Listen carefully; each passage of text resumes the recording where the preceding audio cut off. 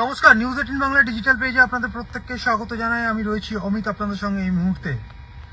আবারও এই মুহূর্তে যে খবরটি নিয়ে লাইভে এসেছি সেটি হচ্ছে জমি কেলেঙ্কারি এবং অবৈধ নির্মাণ এবং সেই নির্মাণ ঘিরে কোটি কোটি টাকার লেনদেন। ইডি ইতিমধ্যেই গ্রেপ্তার করেছে জয় কামদারকে। আজকে আদালতেও পেশ করা হয়েছিল এবং জেল হেফাজতের জন্য আবেদন জানানো হয় ইডির তরফে। যদিও জয় কামদারের আইনজীবীর তরফে আছে জয় কামদারের হয়ে সওয়াল করার সময় তার জামিনের আবেদন তারা করেননি। অন্যদিকে ইডি জুডিশিয়াল কাস্টাডি বা ইডি হেফাজতের আবেদন করেছে এবং একই সঙ্গে জেলে গিয়ে জয় কামদারকে জিজ্ঞাসাবাদ করার জন্য বা জেরা করার জন্য অনুমতি চাওয়া হয়েছে আদালতের কাছে। কিন্তু হঠাৎ করে কি প্রয়োজন পড়লো? গত 8 দিনের বেশি সময় ধরে ইডি কাস্টাডিতে ছিলেন জয় কামদার, তাহলে হঠাৎ করে জেলে গিয়ে কেন জিজ্ঞাসাবাদ করার প্রয়োজন পড়ছে ইডির? ইডি সূত্র থেকে দাবি করা হচ্ছে বা আজকে আদালত সওয়াল করার সময় ইডির তরফে যিনি আইনজীবী ছিলেন তিনি আদালতকে জানান যে জয় কামদার কাস্টাডি থাকাকালীন ইডি কাস্টাডি থাকাকালীন জয় কামদারের অত্যন্ত ঘনিষ্ঠ আর দুজন ব্যবসায়ীর বাড়িতে অভিযান চালানো হয় ইডির তরফে এবং সেই অভিযানে যেমন নগদ টাকা যেমন বাজেয়াপ্ত করা হয়েছিল, সোনার গয়না বাজেয়াপ্ত করা হয়, একই সঙ্গে একাধিক ডিজিটাল এভিডেন্স এবং একাধিক নথি তারা বাজেয়াপ্ত করেন এবং সেই নথি এবং ডিজিটাল এভিডেন্সের সূত্র ধরে মিউল অ্যাকাউন্টের হদিশ পাওয়া গেল। এর আগে ইডি ক্লেম করেছিল এই জয় কামদার হাওয়ালার মাধ্যমে মালয়েশিয়া, দুবাই, ইউকে এই সমস্ত জায়গাতে হাওয়ালার মাধ্যমে টাকা পাঠিয়েছেন এবং সেই টাকা ঘুরপথে আবারও বিভিন্নভাবে দেশে ফেরত আনা হয়েছে। কিন্তু এবার সরাসরি বলা হচ্ছে মিউল অ্যাকাউন্টের কথা, অর্থাৎ বেনামে অ্যাকাউন্টের, অর্থাৎ জয় কামদার তার পরিচিত কোনো ঘনিষ্ঠ ব্যক্তি বা তার পরিচিত কেউ এইভাবে বিভিন্ন ব্যক্তির নামে যারা বেনামি অ্যাকাউন্টের কথা বলা হচ্ছে বা মিউল অ্যাকাউন্টের কথা বলা হচ্ছে, যে সমস্ত অ্যাকাউন্ট খুলে কোটি কোটি টাকার লেনদেন করেছেন বা সরিয়েছেন বা সাইফোন করেছেন এমনটা ইডির অভিযোগ।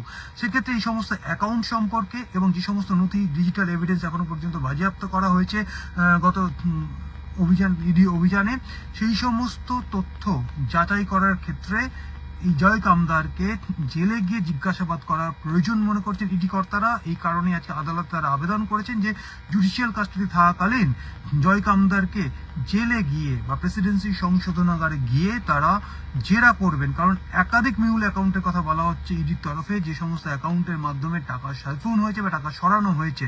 এর আগে তদন্তকারী আধিকারিকরা বলেছিলেন প্রায় 1100 কোটি টাকার স্ক্যাম, অর্থাৎ বিভিন্ন জমি তারা চিহ্নিত করতেন। পুলিশ যেহেতু প্রভাবশালী এবং পুলিশের যেহেতু প্রভাব এদের সাথে ছিল, সেই পুলিশি প্রভাবকে কাজে লাগিয়ে জমির মালিক বা অংশীদার যারা ছিলেন তাদেরকে ভয় দেখে সেই সমস্ত জমি গ্র্যাব করা, অর্থাৎ হাতিয়ে নেওয়া এবং পরবর্তী সময়ে অবৈধভাবে সেখানে নির্মাণ করা এবং নির্মাণ করার ক্ষেত্রে বিভিন্ন প্রভাবশালীর টাকা সেখানে লগ্নি হয়েছে ব্ল্যাক মানি হোয়াইট করার ক্ষেত্রে। সেক্ষেত্রে একাধিক কোম্পানির কথা বলা হচ্ছে, প্রায় 150-র মতো কোম্পানি বা সেই সমস্ত কোম্পানির অ্যাকাউন্টের কথা বলা হয়েছে। এমনকি 500 কোটি টাকা নগদের ট্রানজাকশন বিভিন্ন অ্যাকাউন্ট, বিভিন্ন কোম্পানির অ্যাকাউন্ট যেগুলো ভুয়ো কোম্পানির কথা বলা হচ্ছে বা সেল কোম্পানি বলা হচ্ছে, এরকম 150টি সেল কোম্পানির অ্যাকাউন্টে সেই সমস্ত টাকা ট্রানজাকশন হয়েছে। এছাড়া জয় কামদারের সাথে সোনা পাপ্পুর ব্যবসায়িক সম্পর্ক পাওয়া স্ত্রীর কোম্পানির সঙ্গে এই জয় কামদারের লেনদেন হয়েছে। এবার সরাসরি বলা হচ্ছে মিউল অ্যাকাউন্টের কথা, অর্থাৎ বেনামি অ্যাকাউন্ট, যে বেনামি অ্যাকাউন্ট একাধিক অ্যাকাউন্টের এখনো পর্যন্ত হদিশ পাওয়া গেছে, যে অ্যাকাউন্টের মাধ্যমে কোটি কোটি টাকার লেনদেন হয়েছে। সেই সমস্ত টাকা কোথায় গেল, সেই সমস্ত টাকা কি কারা সেখানে ইনভেস্ট করেছে বা কাদের এই টাকা দিয়ে অন্য কোন কোন খাতায় লগ্নি করা হয়েছে, শুধুমাত্র কি নির্মাণ নাকি অন্য কোনো ইলিগাল কর্মকাণ্ডে সেই টাকা ইউজ হয়েছে, সমস্তটাই কিন্তু এক্সামিন করতে চাইছেন ইডি কর্তারা। সেক্ষেত্রে 1100 কোটি টাকা এখনো পর্যন্ত স্ক্যাম, এর বাইরে গিয়েও আরো আর্থিক লেনদেন হয়েছে, নগদের ট্রানজাকশন হয়েছে, সেই সমস্ত টাকা কোথায় গেল। পুলিশ কর্তাদের যোগ এখানে উঠে আসছে, প্রভাবশালী ব্যক্তিদের যোগ উঠে আসছে, তাদেরও এক্সামিন করতে চাইছে ইডি কর্তারা। সব মিলিয়ে এই জমি কেলেঙ্কারি মামলাতে এবার মিউল অ্যাকাউন্টের হদিশ পাওয়া গেছে এমনটাই আদালতে দাবি করা হলো ইডির তরফে।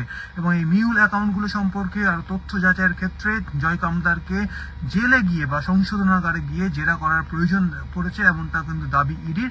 সব মিলিয়ে যা যা আপডেট আমরা পাবো আপনাদের সঙ্গে আমরা শেয়ার করে নেবো। আপাতত ধন্যবাদ।